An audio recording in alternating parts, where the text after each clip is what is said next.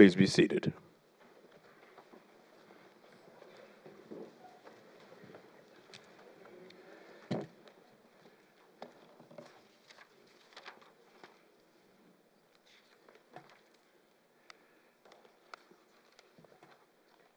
Good morning and welcome. My name's Robert Bailey and I am the Interim Provost and Vice President Academic here at UOIT.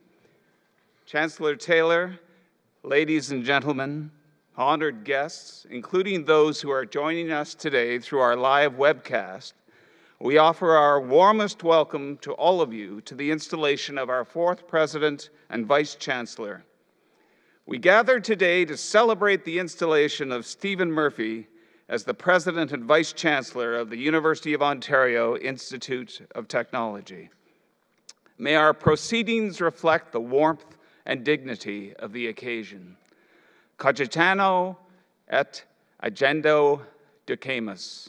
By thinking and doing, we shall lead.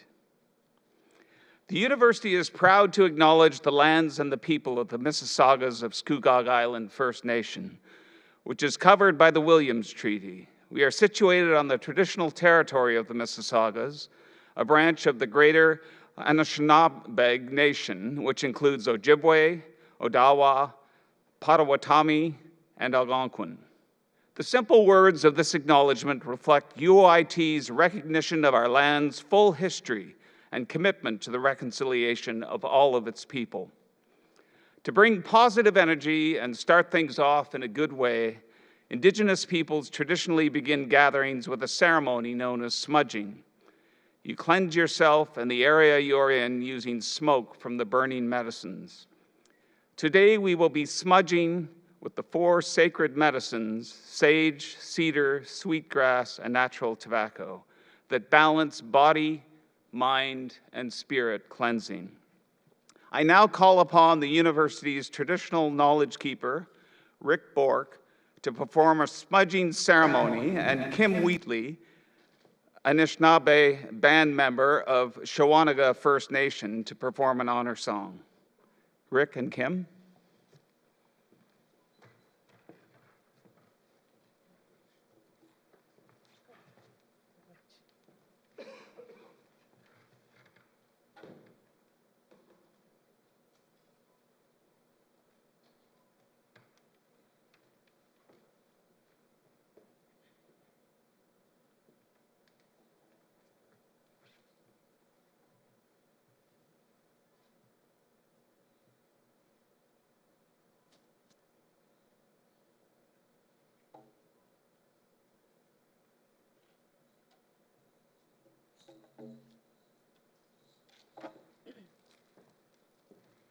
Anin bojo.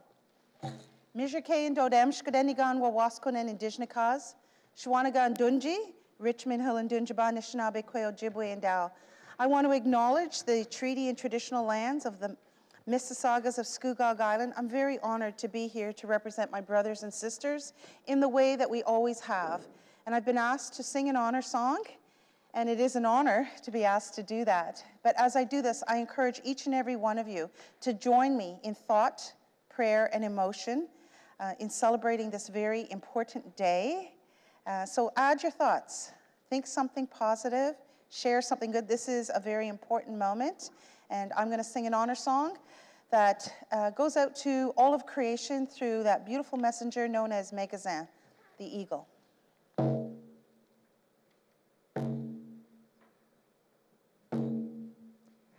And it would be good to stand.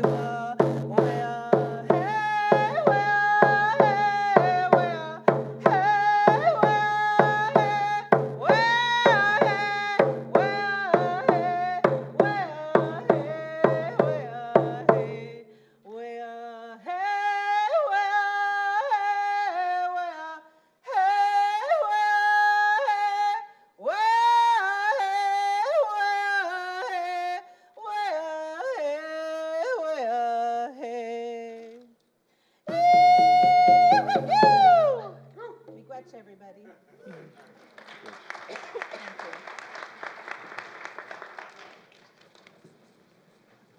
Thank you so much, Rick and Kim. I would now like to call upon the Chair of the Board of Governors of UOIT, Doug Ellingham, to convey his good wishes on behalf of the Board. Doug?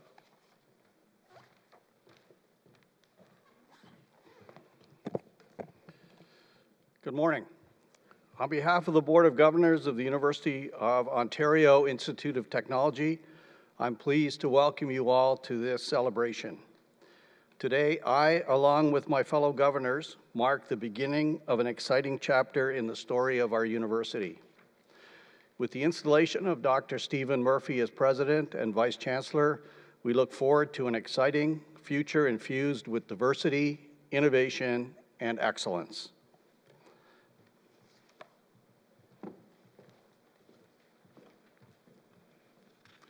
Thank you, Doug. I would now like to call upon our Chancellor, Ms. Noreen Taylor, to introduce Stephen Murphy.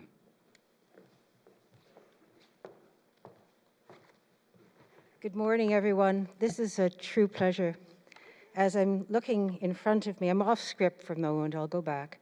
As I'm looking at the people in front of me, I'm watching history with our founder, Gary Polonsky, Ron Bordessa, Tim McTiernan, and today we're ushering a new iteration of this fantastic university. I feel like a parent who's watching her kid get married. It's fantastic. Now back on script. Sorry, had to do that. Dr. Stephen Murphy, we are delighted today to install you as the 4th President and Vice-Chancellor of the University of Ontario Institute of Technology.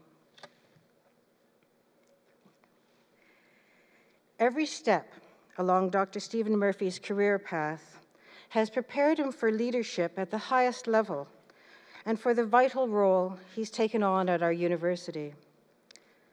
Dr. Murphy envisions the university as a champion of diversity in all its forms and as a bastion of alternative ways of thinking, which is critical. He believes that student experiential and cooperative thinking learning opportunities offer fundamental preparation for successful careers. Dr. Murphy is renowned for his organizational and human behavior expertise across business and industry. His dedication to equity, diversity, inclusivity underscores every facet of how he lives his life. Beyond the lens of race and gender, he believes firmly in the diversity of thought and ideas. As Dean of the Ted Rogers School of Management at Ryerson University, Dr. Murphy accelerated the growth by transforming its brand, establishing novel interdisciplinary programs, and developing innovative entrepreneurial cooperative learning opportunities. He also spent more than a decade in progressive academic and leadership roles at Carleton University.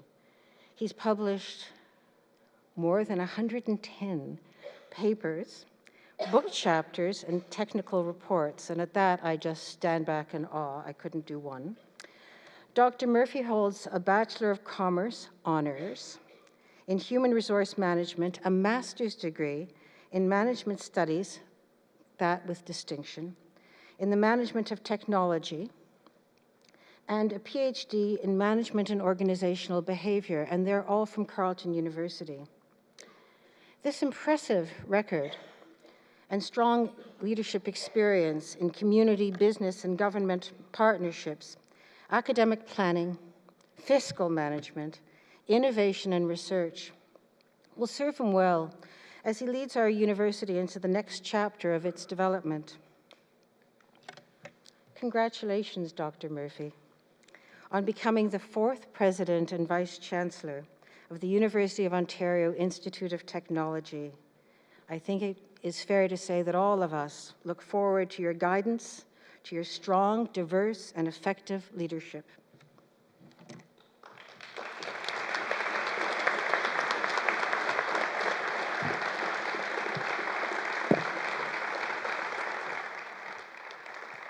Thank you very much, Chancellor Taylor. Several of our colleagues in post-secondary education have joined us today to bring greetings from their institutions, and I'd ask you to please rise as I call your names. Jean-Paul Boudreau, incoming President and Vice-Chancellor, Mount Allison University.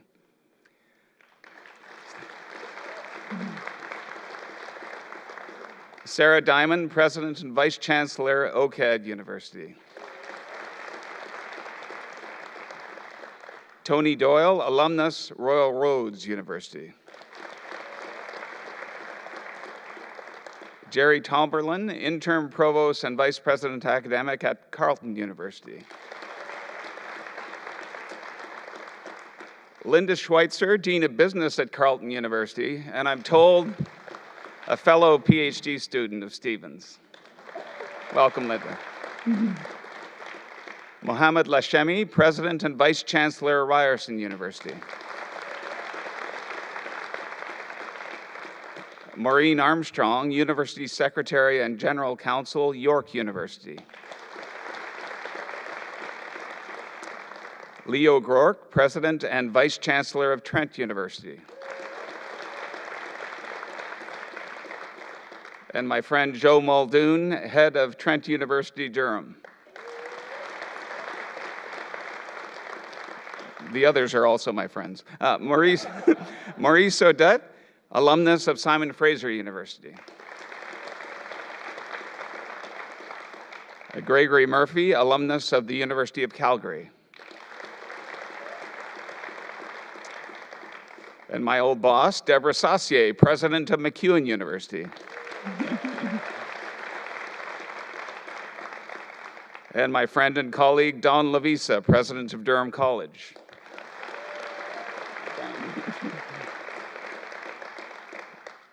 And finally, Mary Lynn Westmoynes, President and CEO of Georgian College.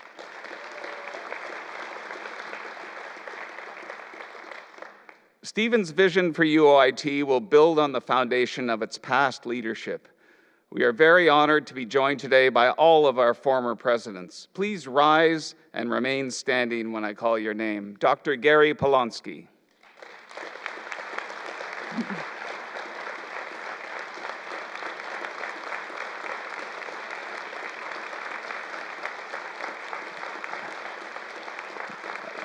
Dr. Ron Bardessa.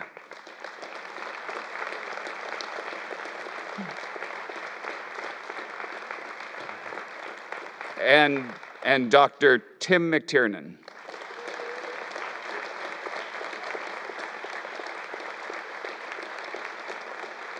Thank you, gentlemen. We also have on hand several members of our Board of Governors, including Noreen Taylor, our Chancellor,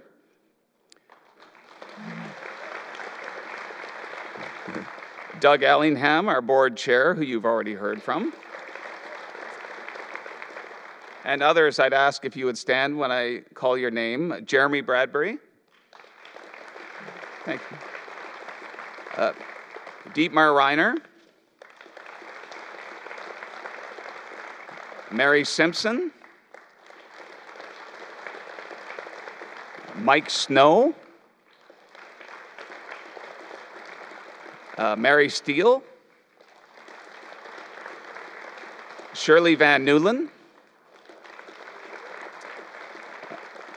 Valerie Wafer. And Jim Wilson. Finally, several of our honorary doctorates are here today, and we're honored that they've shared in this occasion with us. If you could rise when I call your name. Dan Carter. Gary Cubitt. Gary Edgar. Desmond Newman. Robert Strickert. Helen Very. And finally, Bob Bond.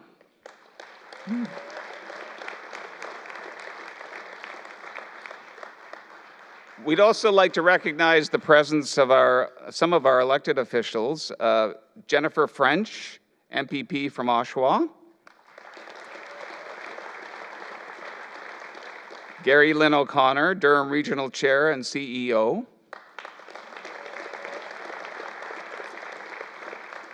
Mayor Adrian Foster, Mayor of Clarington.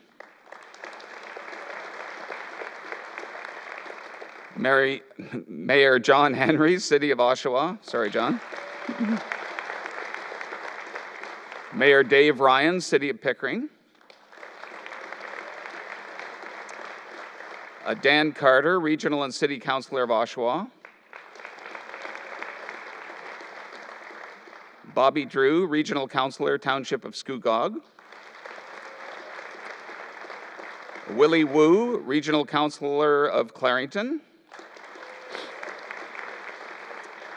And Rick Kerr and John Shields, City Councillors of Oshawa. And representatives from the offices of Colin Carey, MP Oshawa, and Aaron O'Toole, MP for Durham.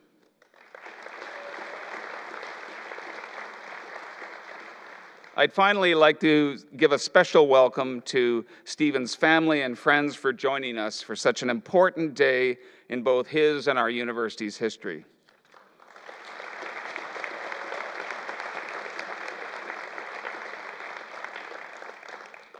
So we've received a great number of good wishes from universities and institutions across Canada who are unable to attend today. Their greetings will be on display at the reception in the tent next door. I'll now call upon our honored colleagues and guests representing communities to which we are closely tied to bring their greetings in turn. We're going to start with a video greeting from David Lindsay, the President and CEO of the Council of Ontario Universities.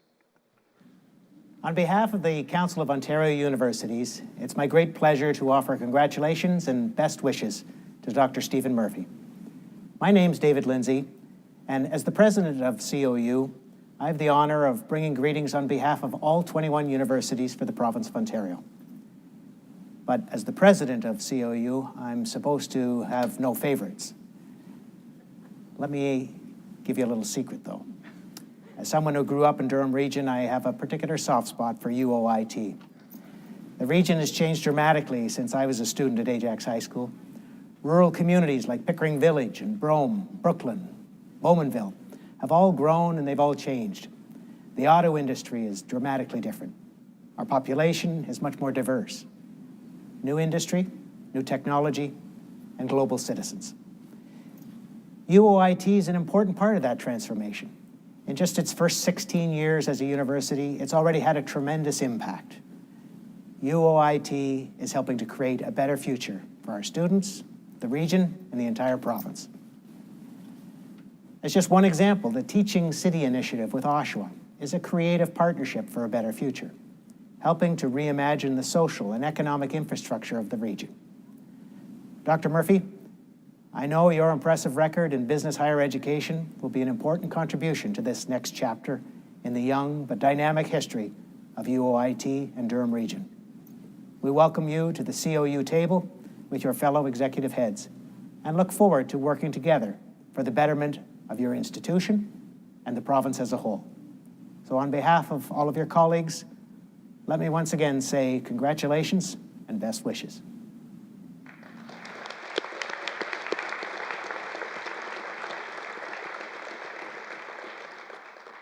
We also have the following people here today to give greetings and congratulations to Stephen. And I'll tell you who they all are, and that will be followed by them coming up to give their greetings in order. Philip Landon, Vice President, Governance and Programs, Universities Canada. Don Lavisa, President of Durham College. Helen Vary, University Honorary Doctorate. Carolyn McGregor, Professor, Faculty of Business and Information Technology on behalf of university faculty. Jessica Clark, Quality Enhancement Analyst on behalf of university staff. Jessica Noyan, President, University Student Union. Caitlin Gambier, Chair of the University Alumni Association. So we'll start with Philip, please.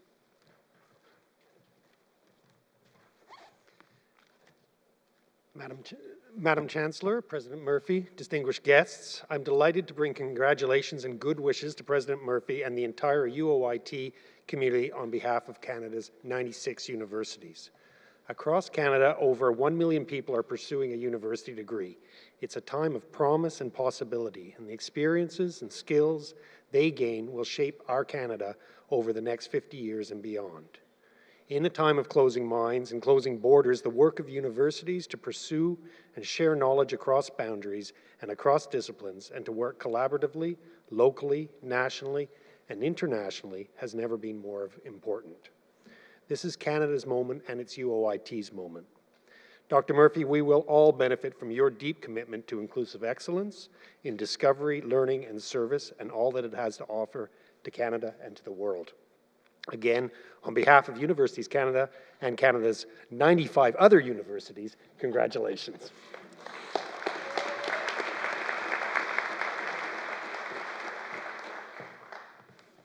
Good morning, Chancellor Taylor, Dr. Murphy, honored guests, colleagues, friends, and family.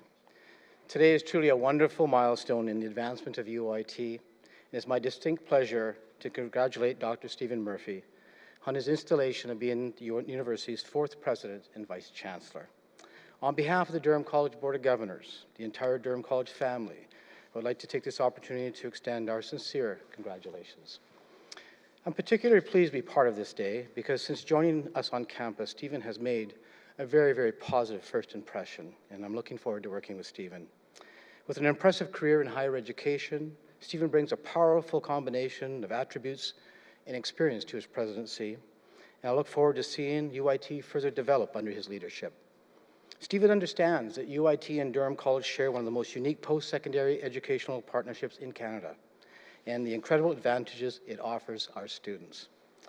I'm reassured that the future of our partnership in support of student success and excellence between our two institutions is full of promise. We know that the Canadian social and political landscape is demanding changes to post-secondary education, and global trends are driving changes that UIT and Durham College are well positioned to leverage here in the Durham region. We are bringing together the best of both a college and university education in providing today's employers with the opportunity to hire the absolute best post-secondary graduates in Ontario. A strong working relationship between presidents and our institutions provides more opportunities for our students, resulting in the fulfillment of their dreams. I'm confident that under Stephen's leadership, UIT will see many new successes while strengthening its reputation for academic excellence locally, provincially, and nationally. Stephen, once again, congratulations. I look forward to working with you for many years ahead. Thank you very much. Good afternoon.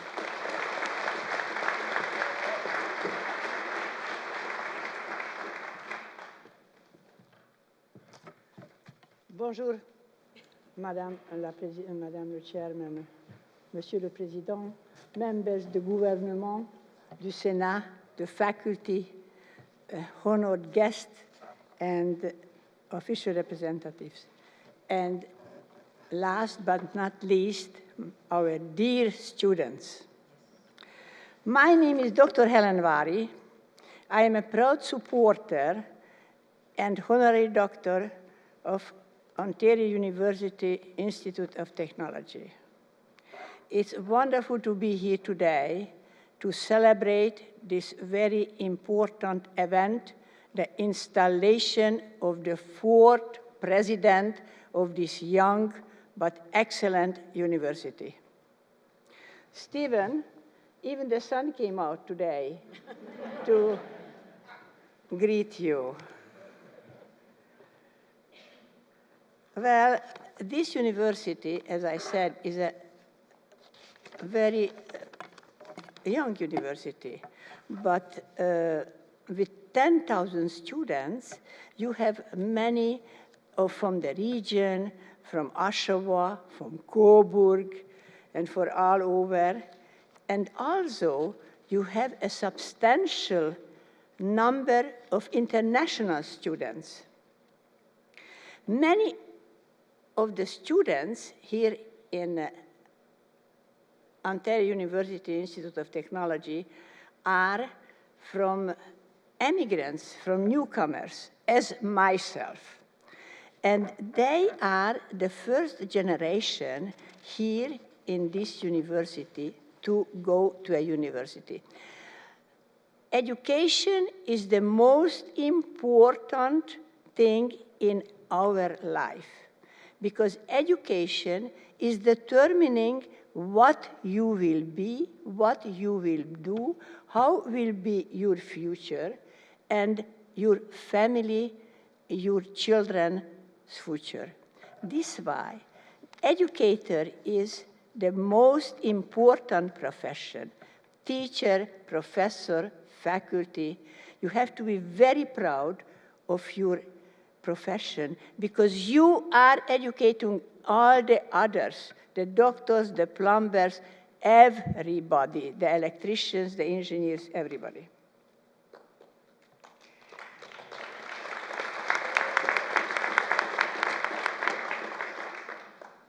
We will be watching very precisely, Stephen, what will be your program and what will be your achievements. We have a great confidence in you.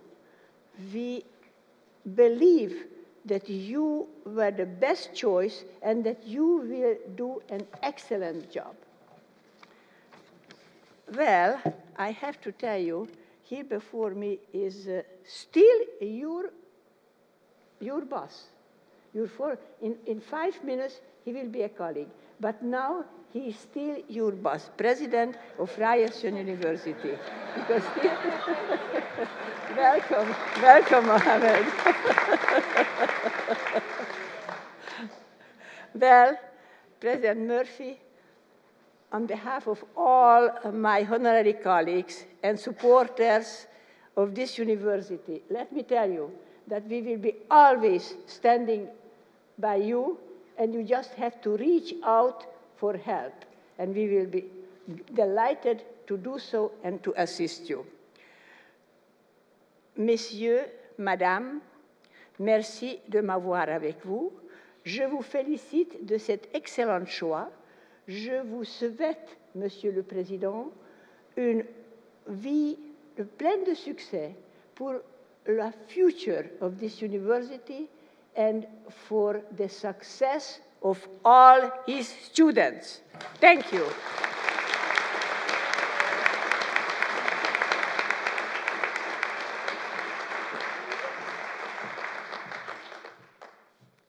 Chancellor Taylor, Dr. Murphy, honoured guests, ladies and gentlemen, I'm truly honoured to be here today on behalf of the faculty of the University of Ontario Institute of Technology to extend our greetings to Dr. Murphy as our 4th President and Vice-Chancellor.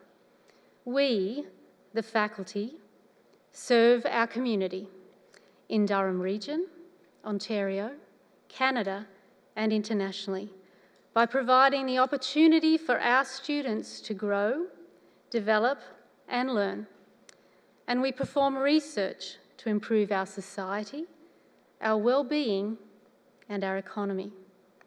We as faculty alone, though, are not able to achieve these goals without the collective whole of the university. As faculty, we can own our own spark that manifests in our dreams and our imagination to create ideas.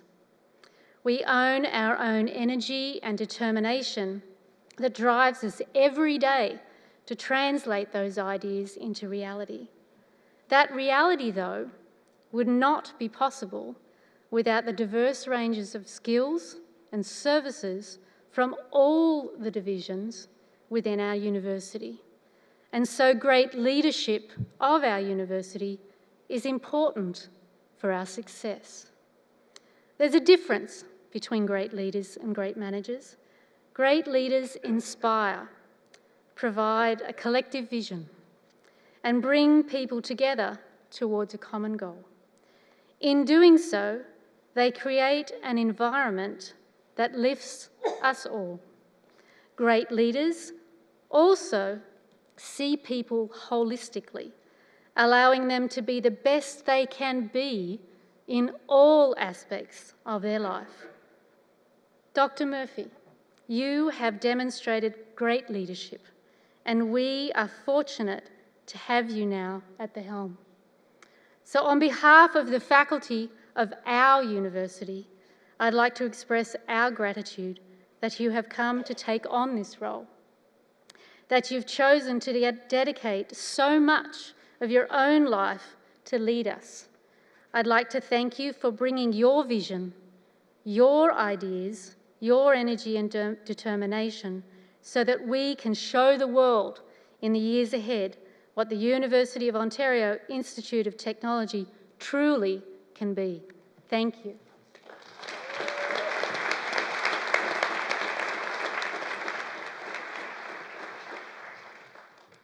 Good morning, everyone.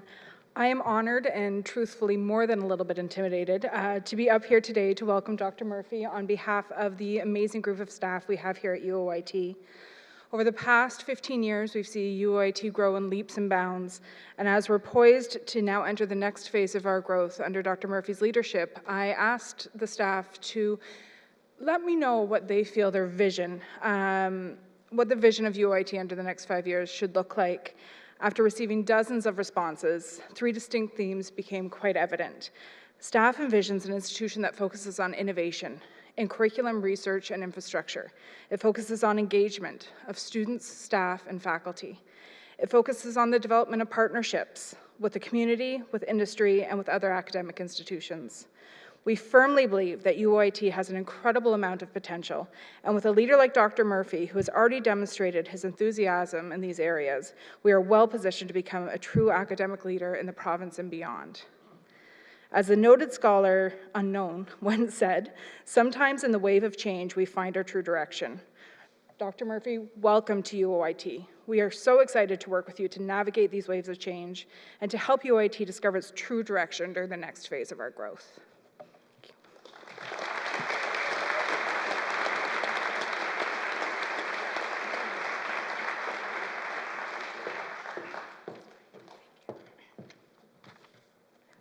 Good morning, university staff, students, and community partners.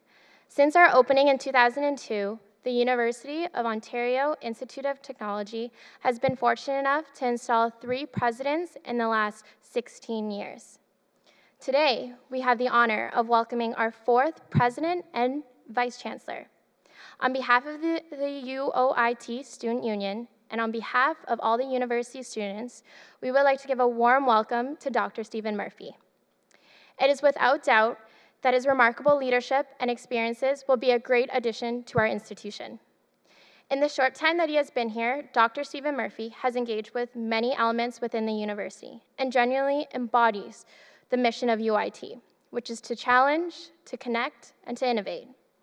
Whether it was meeting with student leaders such as myself on campus, or speaking at multiple award ceremonies held at the institution, he has been very devoted and committed to all of those in the university's community.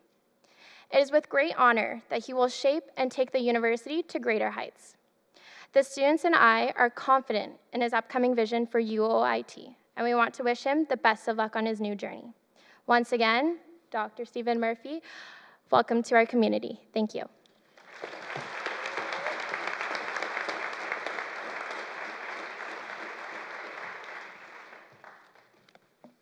Chancellor Taylor, President Murphy, platform guests, ladies and gentlemen, it is an honor to bring greetings on behalf of more than 16,000 proud alumni and to formally welcome President Stephen Murphy to our university community.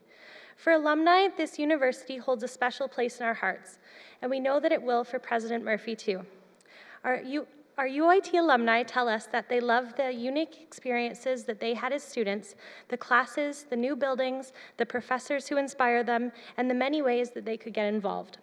Our Alumni Association focuses on maintaining those connections by supporting alumni engagement through events and communications, sharing our time and ingenuity with current students, and serving as inspirational role models within our communities and our industries. We hold our university banners high in all of the communities where alumni are found, and we look forward to inviting you to all of our events. On behalf of my fellow alumni, welcome. We are thrilled to celebrate with you. We look forward to an exciting future under your leadership. We wish you success throughout your years as president of our outstanding university. Thank you from our alumni.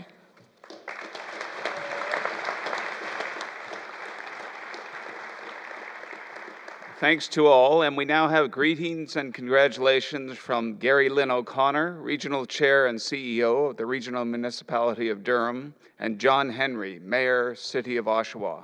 Gary.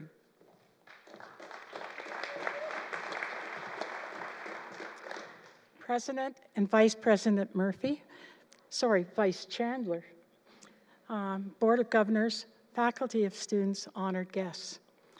On behalf of the Regional Municipality of Durham, its residents, I offer greetings and congratulations on this special occasion. UOIT is a tremendous asset to Durham Region. It offers our young people the option of attending university close to home. Its programs nurture the skill, the knowledge, and the creativity that local employers need. This university is also a focus of innovation and collaboration that is critical to building a competitive, sustainable Durham. UOIT has garnered recognition for its unique student experience, research capabilities, and commitment to environmental sustainability. Over the last 20 years, close to $2 million of the tournament's, can't tell I'm too nervous. The energy and the sense of renewal that UOIT has brought to our community in its relatively short history is truly appreciated. Today, we are delighted to welcome Dr. Stephen Murphy as the new President and Vice-Chancellor. At the same time, we offer sincere thanks to Dr. Tim McTiernan for his guidance as the university's longest-serving President and Vice-Chancellor.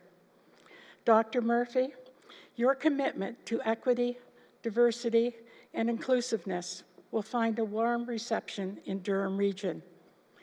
In addition, we share your passion for student success. Each year, the golf tournament named for our late regional chair, Mr. Roger Anderson, who had declared Charity Classic, supports student awards at UOIT. Over the last 20 years, close to $2 million of the tournament's proceeds have ensured that students have the financial means to pursue the studies in Durham Region. We love this university, and we know that you will take good care of it. We are pleased that you will be fully engaged in the next phase of UOIT's development, with continued focus on innovation and opportunities for entrepreneurial and cooperative learning. UOIT will continue to grow and expand its visions. Please accept our best wishes from Durham Region as you commence your role as President and Vice-Chancellor of UOIT. Congratulations.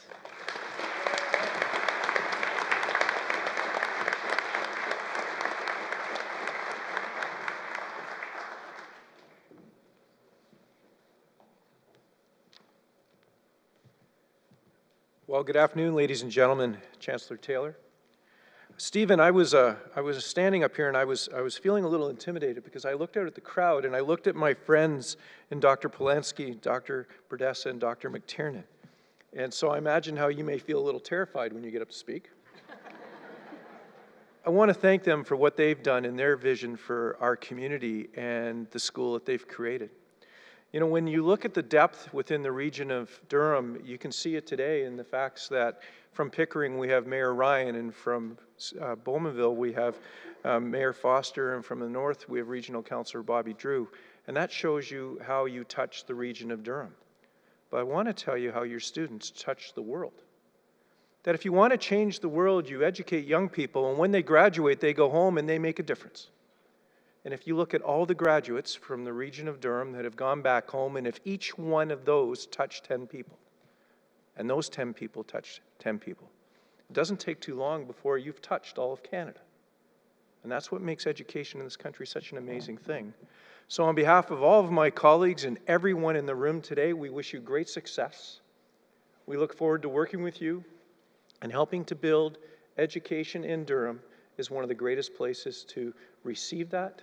And then I hope they all stay, live, and develop their lives here. No pressure. On behalf of all of us, thank you.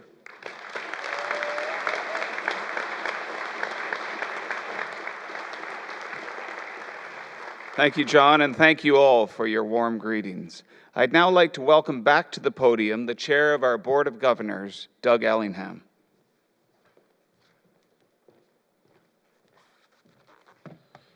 Thank you, Bob. First, I'm certainly honored and humbled to be part of this ceremony, acting on behalf of the Board of Governors. Today, it is with great pleasure that we are installing the university's fourth president, Dr. Stephen Murphy. The president is the chief executive officer and vice-chancellor of the university and has supervision over and direction of the academic and general administration of the university and its students, managers, teaching staff, and employees. Under the will of the Board of Governors, the president shall hold office for 5 years or until a successor is appointed. On a personal note, I've had an opportunity to work with Dr. Murphy, Stephen, for the last several months, and I concur with Helen Vary that we have collectively made a great choice for the new president. I will now call upon the university's chancellor, Noreen Taylor, to administer the oath of office to Stephen Murphy. I also call upon Akira Tokuhiro, Dean of the Faculty of Energy Systems and Nuclear Science, and Sarah Abdelmasih, graduate student from the Faculty of Science, to invest him with his robes of office.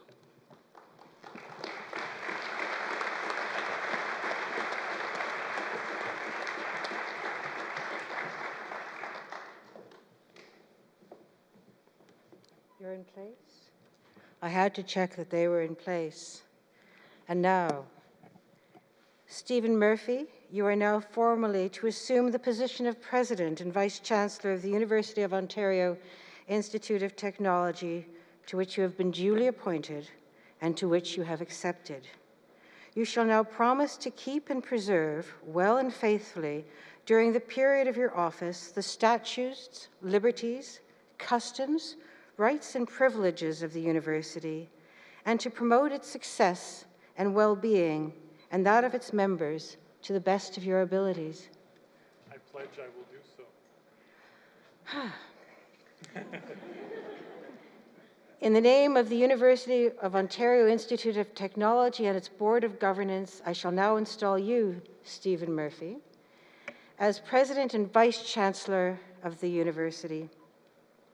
I invest you with the authority, privilege, and responsibility to discharge such duties in a manner consistent with the university's mission and mandate.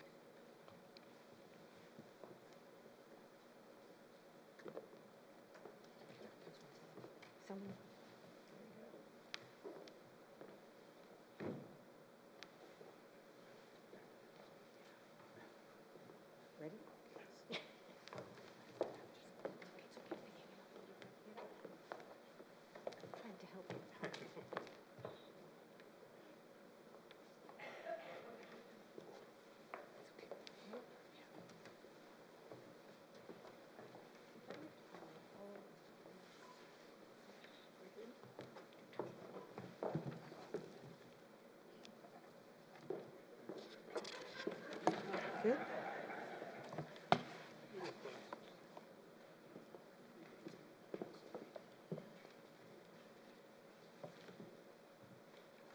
Well done.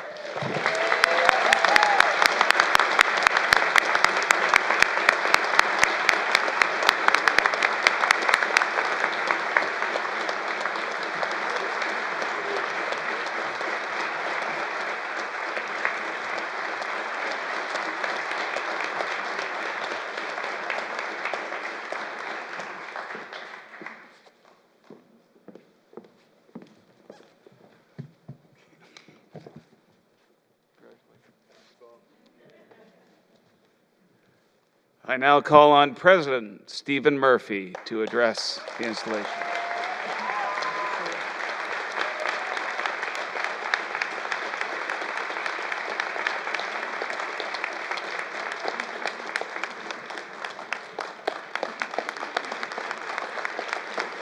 Thank you.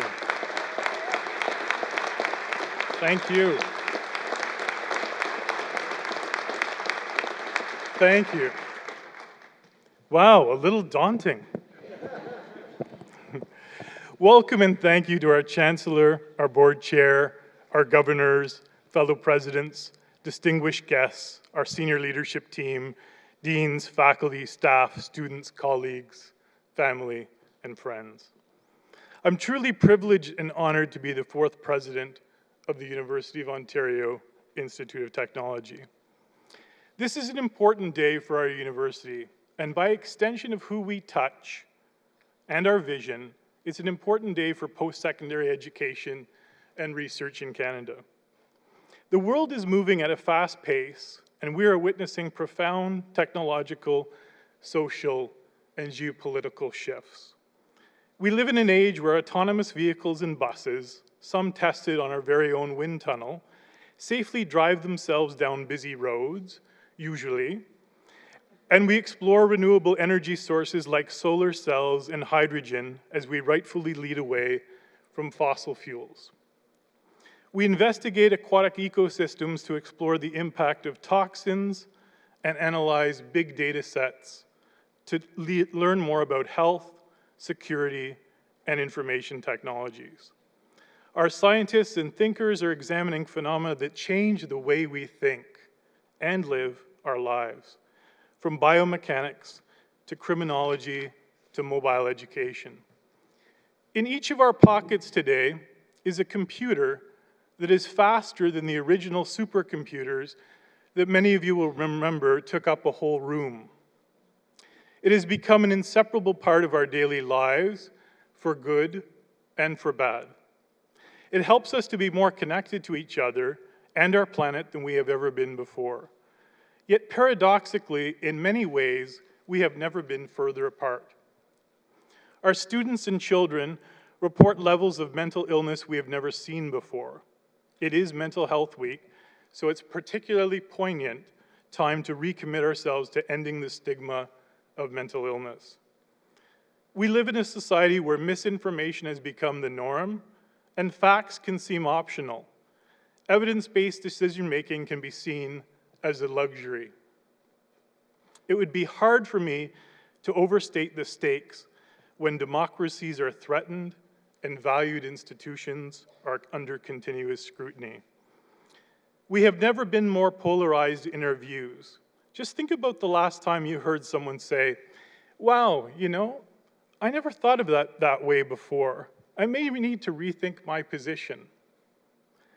Our world wasn't always this polarized. All too often in this worldview, people either share our way of thinking or they are labeled as Neanderthals who just don't get it. Achieving common ground appears to be the goal of the very few. Across the Western world, cities have become more and more left-leaning, while the vast swaths of rural land become more and more right-leaning. We are becoming city-states with little understanding of the implications of this duality on our collective futures. It is now more tempting than ever to simplify life into us versus them categories. As universities, we are struggling to find our feet in this ever-changing playing field. Some organizations are looking to reshape education, using technology to mass-produce degrees, treating students more like an assembly line, looking to teach more students, not teach more effectively. Artificial intelligence is poised to change all manner of jobs, even those we once thought safe. At Georgia Tech, a tutor named Jill was named TA of the Year. As some of you might know, she was eventually uncovered as artificial intelligence. Jill was so efficient in answering questions that they had to build in a lag in the programming so students wouldn't be suspicious. And while it's a funny anecdote, the implications are far-reaching. What can we deliver of value, and where does technology fit into our campus? Lectures are often pre-recorded so that students can view them at their convenience, coming together on campus to apply their understanding. We must understand our value proposition as a university in a changing world. New education models have students earning MBAs, for example, at a fraction of their normal cost while traveling the world, making already intense competition hyper. And institutions are building outposts to offer American, Canadian, Australian, English, etc., branded degrees overseas for a fraction of the cost of being an international student and missing out on what our countries have to offer. Perceived intellectual elitism undermines the very real and practical breakthroughs being made on our campuses. And as a microcosm of society, there are dominant narratives on every campus, juxtaposed against the voices of those who feel left out. We live in a time of providing a platform to engage those who wish to divide us, and we must carefully balance that with psychological and physical safety. Not a week goes by where universities in Canada aren't embroiled in some sort of scandal, implicating donors, alumni, internal stakeholders, and ultimately our reputations. In these times, it's tempting to draw the blinds, close the drapes, and retreat back into our academic silos. But it is at these profound moments of social change where universities have historically shone brightest in how we respond to the challenges around us. Today is really no different, except for the context of the social movement of the 60s and 70s.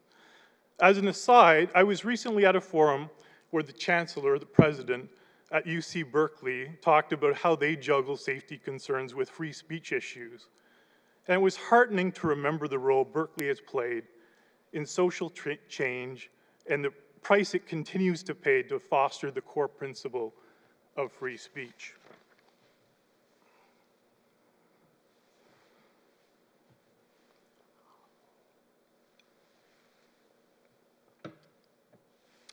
We must work to find a balance between the opportunity of technology and its risks by embracing those technologies that allow us to teach our students more and more effectively, not just teach more students.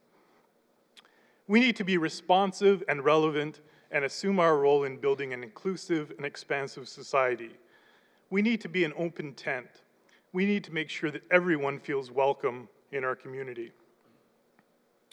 Fostering diversity, equity, and inclusivity is an active process reflected on an hour-by-hour basis by how we act, think, and lead. We must inspire and nurture divergent thinking, especially when it threatens our own worldview.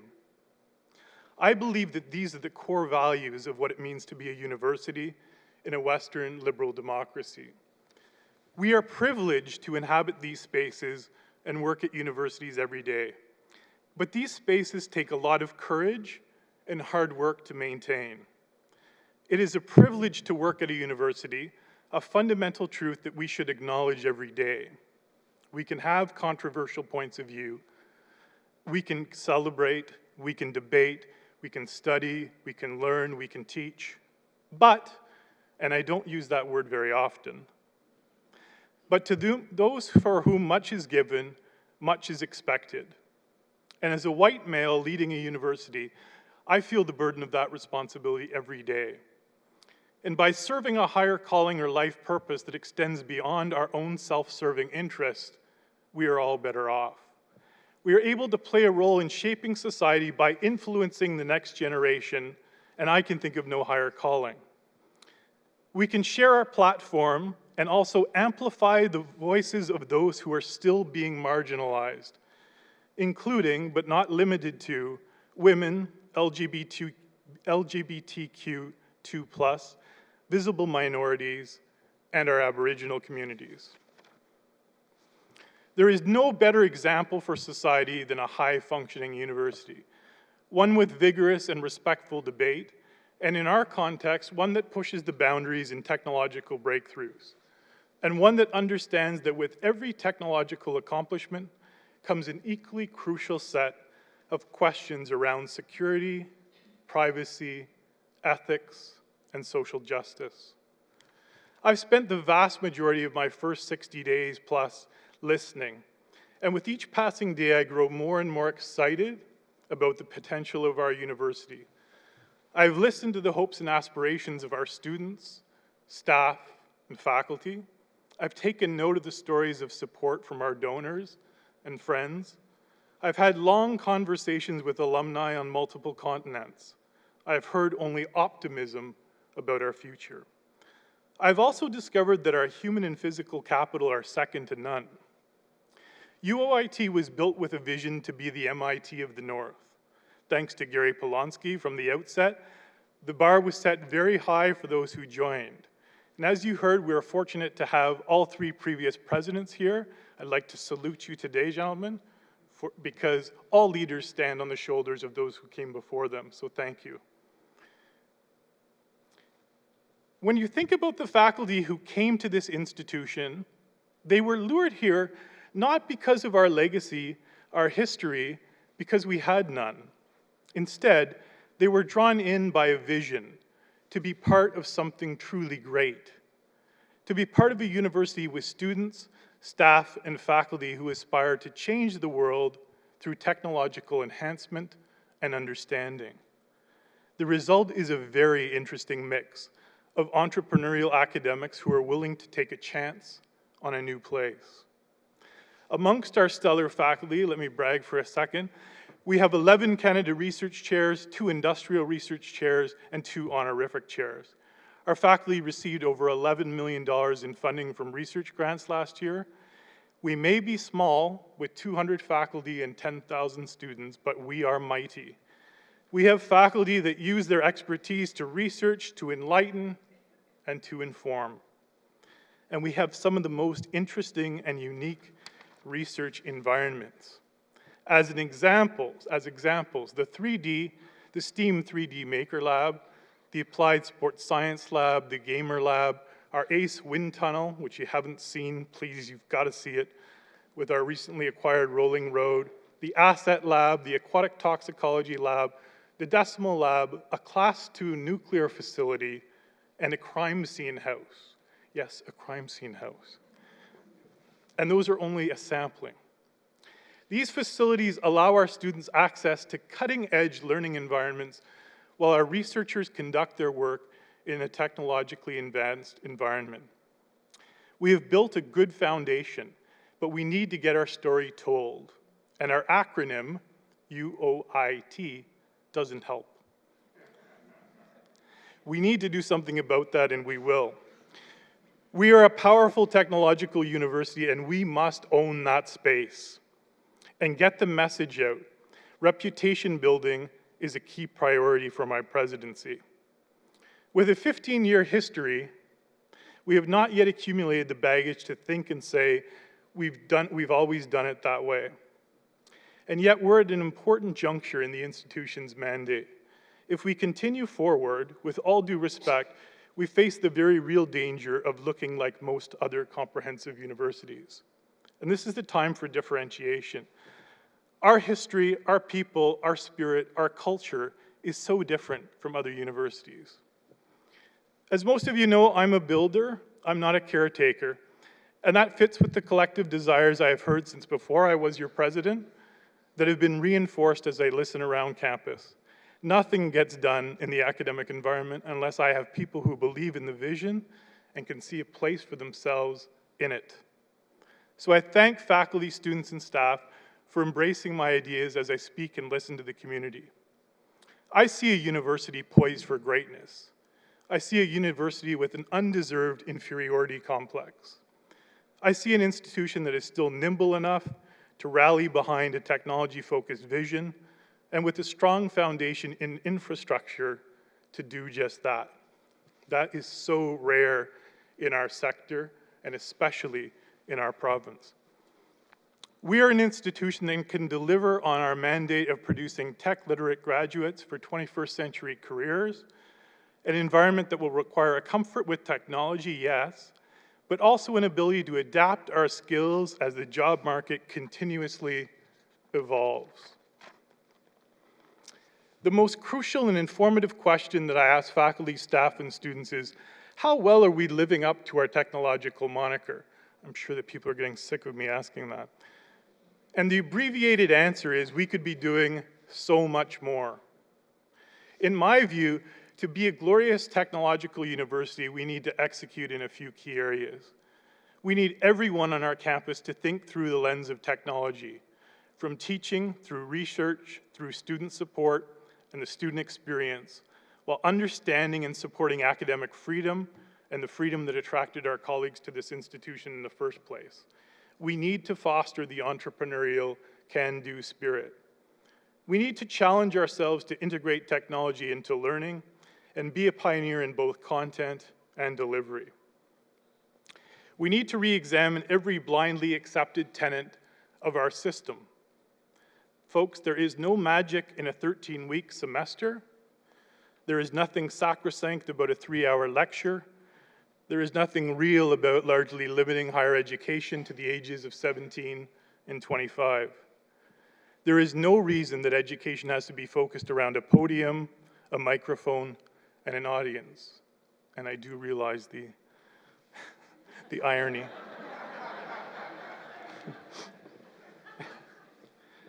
These are the vestiges of an old, outdated model of post-secondary education. The sage on the stage is being usurped by an active, open, and dynamic learning environment. So let's see how disrupting the system could better meet the needs of our students and disrupt it from the inside out. To become one of the great technological universities, we must learn from the lessons of their model. I've been studying the most highly ranked and regarded technological institutions, and a few patterns have emerged. These institutions engage with industry while guarding the academic mission and maintaining the crucial role as the independent arbiter of knowledge. Many, like MIT, you might be surprised to know, have incredibly strong, or the strongest, faculties of arts, humanities, and social science. Because in achieving technological advances, we will have failed without the insights of our colleagues in the social, scientific, and humanities disciplines. They shine a bright light on the issues of privacy, security, ethics, and social justice, among many others. They're inherent in the very technological breakthroughs that we make. Most of them admit to trying things and failing, something usually only espoused in entrepreneurial circles, not at universities, which is really interesting to think about failure. Because if you look at academic life, failure is a part of everything we do. We are probably more used to rejection than any other profession if we are honest with ourselves. From failing to publish research that took 3 or 4 years of our lives in the A-Star Journal, to having a grant rejected by the Tri-Council, to trying something in our classrooms that bombed, the one thing that unites all academics is failure. And the second is resilience. We know that the path to new discovery in research is never direct. It is a twisting, turning journey with unexpected and sometimes insignificant findings. We know how to get back up on the horse and try again. We know that the difference between massive success and failure can be one grumpy reviewer who projects his insecurities onto our work rather than providing a scientific assessment, but I digress.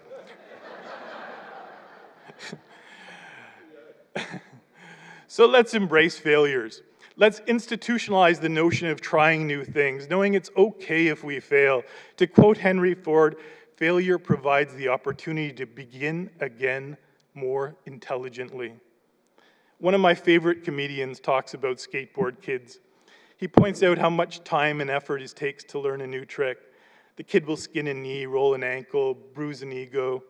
But after weeks of failure and some antiseptic, they have something to show for it. They've mastered a new trick. And the punchline to that joke is, those skateboard kids, you know, are gonna be okay. And what he's saying is, because you can see their tenacity and their resilience, that's what you need to do. Pick yourself back up. Get something down. I'd like us to be the skateboard university. We can't be afraid to fall down. We can't be afraid to fail, because boy, oh boy, just like the skateboarder, when we get something down, we'll have a story to tell, and we need to tell that story loudly. We need the Durham region, the GTA, Canada, and the world to know about what we do and why it is important. And as your president, I will not rest until that message is delivered and far better understood. When I spend time with our students, I can see that skateboard kid mentality in them. They have ideas for how to shape society, how to create a business, and how to bring a technology to market. They're going to do it regardless. And that spirit lifts me up. We need to adopt their energy and willingness to fail and learn from our failures. So let's make entrepreneurship a priority on our campus. We will nurture and support the innovative ideas born out of a sheer will and determination to succeed. But let's think big.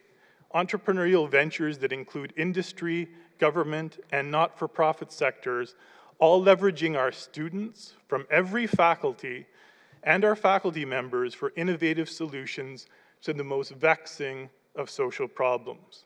This can be a huge part of our future and unite our campus. We need to engage our students in their world while showing them that ours can be kind of cool.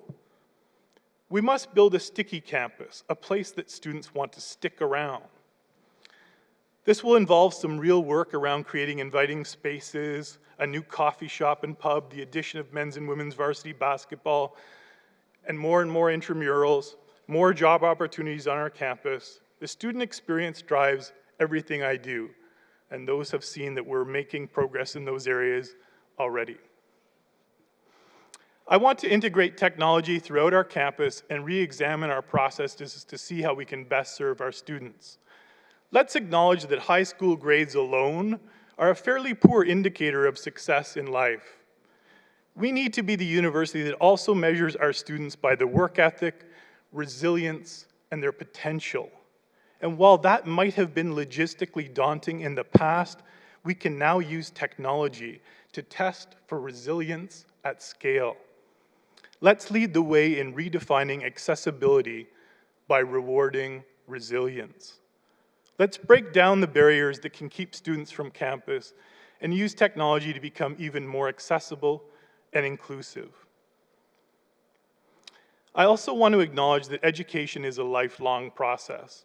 Our students shouldn't leave with their degrees and not look back as alumni. We want them to be with us for the whole life journey, helping them to meet a career future that will require continual adaptability and refreshing of skills.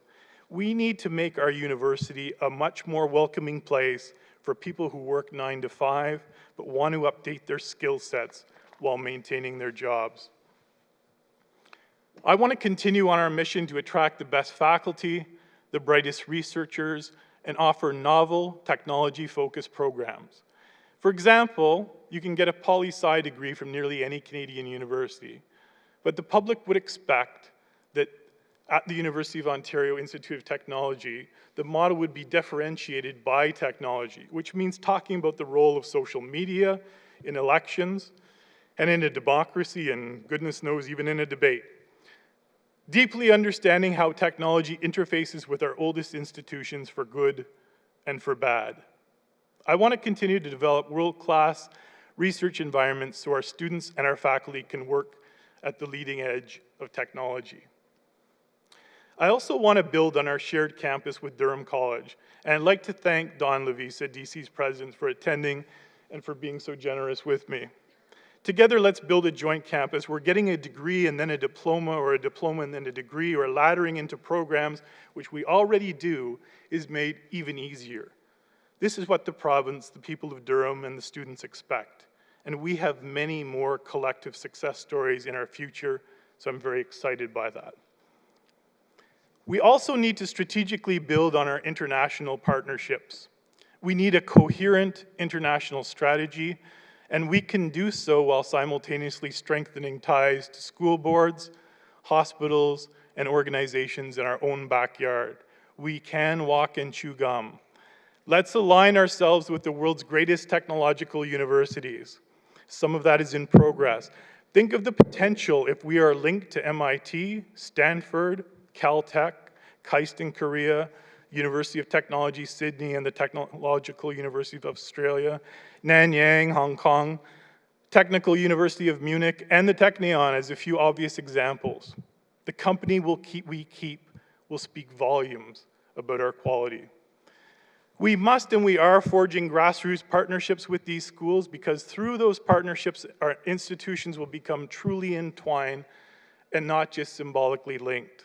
I'm not looking to simply sign MOUs, as my colleagues know. I'm looking for substantive partnerships in both research and education. And we must become the eastern anchor of the ever-growing tech hub that is the Toronto-Waterloo corridor. Did you know that the GTA is one of the most educated urban spaces in the world, tied with Silicon Valley? Did we know that? It's very Canadian to not know. We have some folks from the DMZ and Mars and even Communitech. Let us learn from those examples, but plug in our own unique way, owning our strengths. Every CEO I speak to from every sector of the economy is looking to make their culture more tech-savvy. What an opportunity. Let's seize the moment and build on our strategic partnerships with industry. Let's use the opportunity to give all of our students exposure to real-world problems early and often. Already 90% of our students have an experiential learning component. Let's make our goal 100%, and let's make experiential education throughout their degree the new normal. I want to introduce work-integrated learning in a whole new model that sees scaling of corporate partners in lockstep with the development of entrepreneurship. Respectfully, the days of rushing to build the next accelerator or incubator might be behind us. We need to solve complex social problems with industry, the public, and not-for-profit sectors together today. Our students, staff, and faculty are rightfully proud of their young institution. I think of our university as a gangly teenager, and we're at an important juncture in our long life. Let's not passively wait for disruption on our campus. Let's be the disrupting force. Let's explore the messy reality of highly experiential learning spaces driven by students, for students, and sticky campuses. Let's reimagine our classes, our classrooms, our libraries, and our campus through the lens of technology and meet our students in the world they already inhabit. Let's continue developing unique research environments that help us to engage with industry and foster entrepreneurs and the creation of valuable intellectual property. Let's prepare our students to be resilient in the face of technological upheaval and give them skills that can keep them agile in the career market. And let's halt our march towards a run-of-the-mill comprehensive institution and instead refocus our vision on being extraordinary. This is the vision I'm asking you to embrace, and this is the vision I think we can achieve together. I truly believe our time has come. We are poised for greatness. We just need a little push. Thank you for celebrating the start of an incredible ride with me today.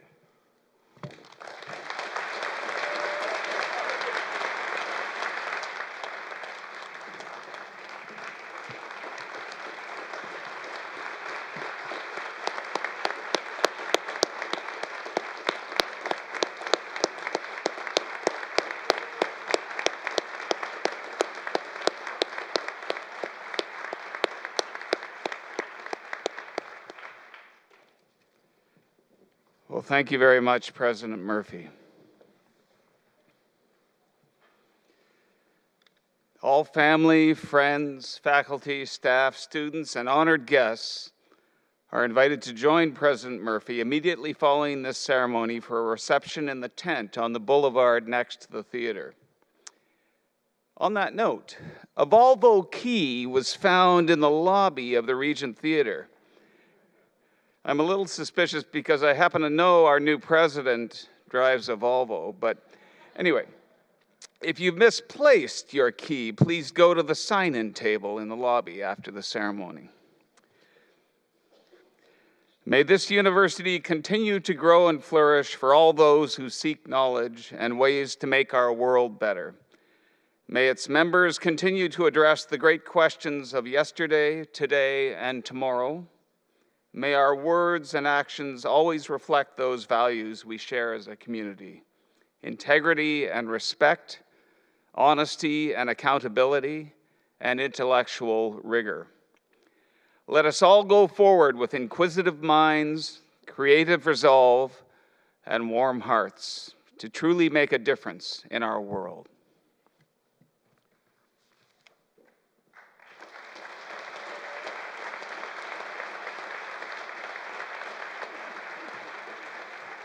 And one more thing. Please remain in your seat until the procession has exited the theater, unless you drive a Volvo. Madam Chancellor, this ceremony of the University of Ontario Institute of Technology is now concluded.